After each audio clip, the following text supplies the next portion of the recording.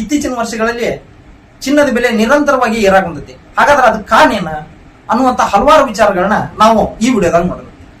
ಹಲವಾರು ಕಾರಣಗಳಿದ್ರು ಪ್ರಮುಖವಾಗಿ ಕಾರಣ ಅಂದ್ರ ಜಾಗತಿಕ ಬಿಕ್ಕಟ್ಟು.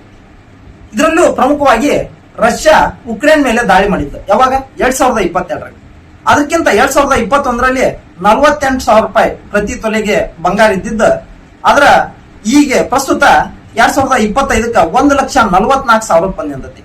ಹಾಗಾದ್ರೆ ಇದಕ್ಕೆ ಕಾರಣ ಏನ ಅನ್ನುವಂಥದ್ದು ನೋಡೋದಾದ್ರ ರಷ್ಯಾ ಉಕ್ರೇನ್ ಮೇಲೆ ದಾಳಿ ಮಾಡಿದ ಸಂದರ್ಭದಾಗ ಈ ರಷ್ಯಾದ ಸುಮಾರು $300 ಬಿಲಿಯನ್ ಹಣವನ್ನ ಈ ಯುರೋಪಿಯನ್ ಯೂನಿಯನ್ ಹಾಗೂ ಅಮೆರಿಕ ಏನ್ ಮಾಡ್ತೈತೆ ಅಂದ್ರ ಫ್ರೀಸ್ ಮಾಡ್ಕೊಂತೈತಿ. ಇದು ವಿಶ್ವದ ಎಲ್ಲಾ ರಾಷ್ಟ್ರಗಳಲ್ಲೂ ಪ್ರಮುಖವಾಗಿ ಬ್ರಿಕ್ಸ್ ರಾಷ್ಟ್ರಗಳಲ್ಲಿ ಏನಂದ್ರ ಒಂದು ಆತಂಕಕಾರಿ ವಾತಾವರಣನ ಸೃಷ್ಟಿ ಮಾಡ್ತೈತಿ. ಯಾಕಂದ್ರ ಅಮೆರಿಕ ಡಾಲರ್ ಅನ್ನ ಒಂದು ಅಸ್ತ್ರವಾಗಿ ಬಳಸಾಕೊಂತಿದ್ದ ಎಲ್ಲಾ ರಾಷ್ಟ್ರಕ್ಕೂ ಗೊತ್ತಿರುವಂತ ವಿಚಾರ. ಇದು ಮುಂದೆ ನಮಗೂ ಥ್ರೆಡ್ ಆಗಬಹುದು ಅನ್ನುವಂತ ಯೋಚನೆ ಇಟ್ಕೊಂಡು ಎಲ್ಲಾ ರಾಷ್ಟ್ರದ ಸೆಂಟ್ರಲ್ ಬ್ಯಾಂಕ್ಗಳು ಏನು ಅಂದ್ರೆ ಹೆಚ್ಚಿನ ಪ್ರಮಾಣದಲ್ಲಿ ಚಿನ್ನವನ್ನ ಖರೀದಿ ಮಾಡ್ಕೊಂಡವು. ಅದ್ರಾಗ ಬ್ರಿಕ್ಸ್ ರಾಷ್ಟ್ರಗಳು ಸುಮಾರು 1,800 ಟನ್ ಇತ್ತೀಚಿನ ವರ್ಷಗಳಲ್ಲಿ ಎಲ್ಲಾ ಸೆಂಟ್ರಲ್ ಬ್ಯಾಂಕ್ಗಳು ಏನಂದ್ರ ಚಿನ್ನವನ್ನ ಖರೀದಿ ಮಾಡ್ಯವು ಅನ್ನುವಂತ ರಿಪೋರ್ಟ್ ಸಹಿತ ಐತಿ. ಯಾಕೆ ಹಿಂಗ ಆಗುಂತು?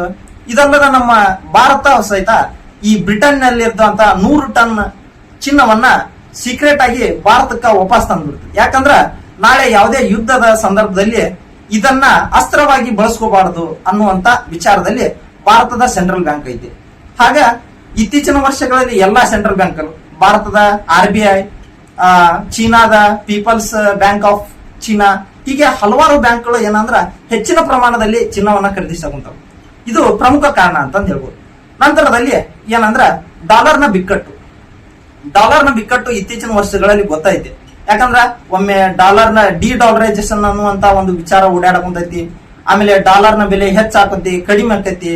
ಆಮೇಲೆ ಡಾಲರ್ ಮೇಲೆ ವಿಧಿಸುವಂತ ಬಡ್ಡಿ ಹೆಚ್ಚಾಗುಂತೈತಿ, ಕಡಿಮೆ ಆಗುಂತೈತಿ.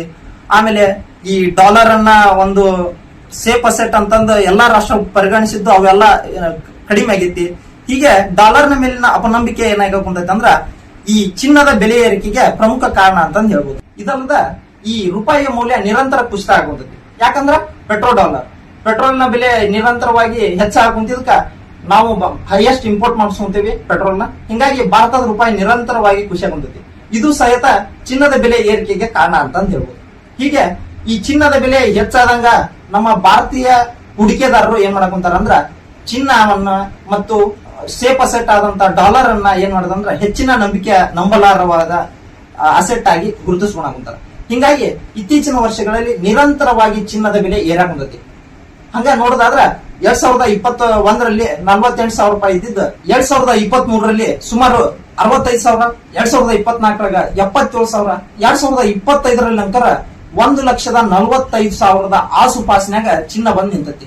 ಹಾಗಾದ್ರ ಮುಂದೆ ಇದು ಹೆಚ್ಚಾಗತ್ತಾ ಕಡಿಮೆ ಆಗತ್ತಾ ಅಂತಂದ್ ಹೇಳಿ ಕಮೆಂಟ್ನಾಗ ತಿಳಿಸಿ. Thank you.